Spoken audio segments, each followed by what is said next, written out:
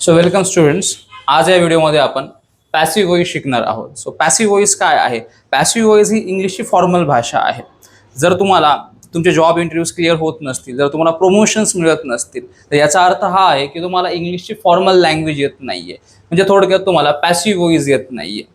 So आज आपण passive voice शिकणार आहोत. सो सगळ्यात आधी सिंपल प्रेझेंटनेस. तर सिंपल प्रेझेंटनेसचा पॅसिव्ह व्हॉइस कसा बनवायचा? तर याच्यामध्ये सगळ्यात आधी तुमचं ऑब्जेक्ट येणार आहे. तुमचं ऑब्जेक्टिव्ह सुरुवातीला येणार आहे. तुमचं ऑब्जेक्टिव्ह जर सिंग्युलर असेल तर त्या केसमध्ये तुम्ही इज यूज करणार आहात. तुमचं ऑब्जेक्टिव्ह जर प्लुरल असेल तर त्या केसमध्ये तुम्ही आर यूज करणार आहात.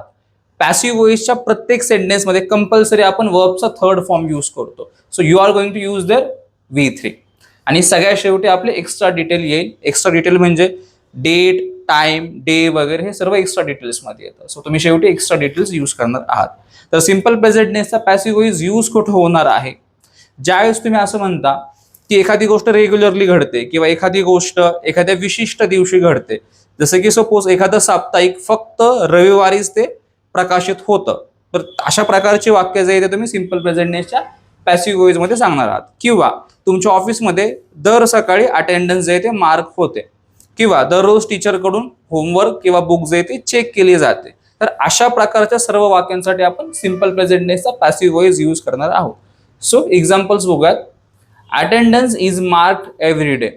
अटेंडन्स जी आहे ती रोज मार्क केली जाते किंवा अटेंडन्सची नोंद जी आहे ते रोज केली जाते. Second example, certificates are issued after course completion. Course complete झाल्याच्या नंतर सर्टिफिकेट्स दिले जातात. Then third example, meeting is held every Monday. म्हणजेच मीटिंग जे आहे ते दर सोमवारी होते. आता आपण पास्टचं पॅसिव्ह व्हॉइस पाहूयात. सिंपल पास्टचं पॅसिव्ह व्हॉइस. जसं सिंपल प्रेझेंटनेसचं पॅसिव्ह व्हॉइस हे जनरल गोष्टींसाठी यूज करतात. म्हणजे एखादी गोष्ट दररोज घडते किंवा एखादी गोष्ट जे ते विशिष्ट दिवशी घडते. तर हे जे सिंपल पास्टचं पॅसिव्ह व्हॉइस आहे हे पास्ट मध्ये जे घडलं, जे घडून गेलं ते सांगण्यासाठी आपण यूज करतो. तर यासाठी फॉर्म्युला काय आहे आपला? ऑब्जेक्ट यूज करायचा आहे तुम्हाला, देन वॉज किंवा वर यूज करायचंय. आफ्टर दॅट तुम्ही वर्बचा थर्ड फॉर्म यूज करणार आहात व शेवटी एक्स्ट्रा डिटेल्स येणार आहेत तुमच्या. तर एक्झाम्पल्स काय होतील आपले? तर attendance was mark in morning. याचा अर्थ आहे अटेंडन्स जे आहे ती सकाळी मार्क केली, अटेंडन्स जी आहे ती सकाळी घेतली गेली. सेकंड एक्झाम्पल, सर्टिफिकेट्स वर इश्यूड आफ्टर कोर्स कम्प्लिशन. म्हणजेच कोर्स कंप्लीट झाल्याच्या नंतर सर्टिफिकेट्स दिले गेले. Third example, meeting was held on Monday. याचा अर्थ आहे की मंडेला म्हणजे सोमवारी मीटिंग झाली. तर हा जो सिंपल पास्ट आहे हे तुम्ही काय घडलं हे सांगण्यासाठी यूज करू शकता.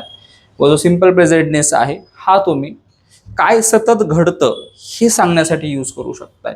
आणि याची आवश्यकता का आहे?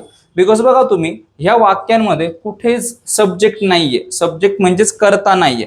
आपला जो नॉर्मल टेन्स असतो, जो ऍक्टिव्ह व्हॉइस मधला टेन्स असतो त्याच्यामध्ये कर्ता असतो, जसं की आय, यू, वी, दे, ही, शी वगैरे. पण यांच्यामध्ये आय, यू, वी, दे, ही, शी वगैरे तुम्हाला पाहायला मिळणार नाही. म्हणजे पॅसिव्ह व्हॉइस आपण खास याच गोष्टीसाठी यूज करतो की ज्या वाक्यामध्ये आय, यू, वी, दे म्हणजेच कर्ता जो आहे त्याचा काहीच रोल नसतो. सो अशा प्रकारचे वाक्य आपण पॅसिव्ह व्हॉइस मध्ये सांगतो. म्हणजेच फॉर्मल इंग्लिशमध्ये आपण ह्या गोष्टी बोलत असतो. सो आय होप तुम्हाला हे समजलं असेल.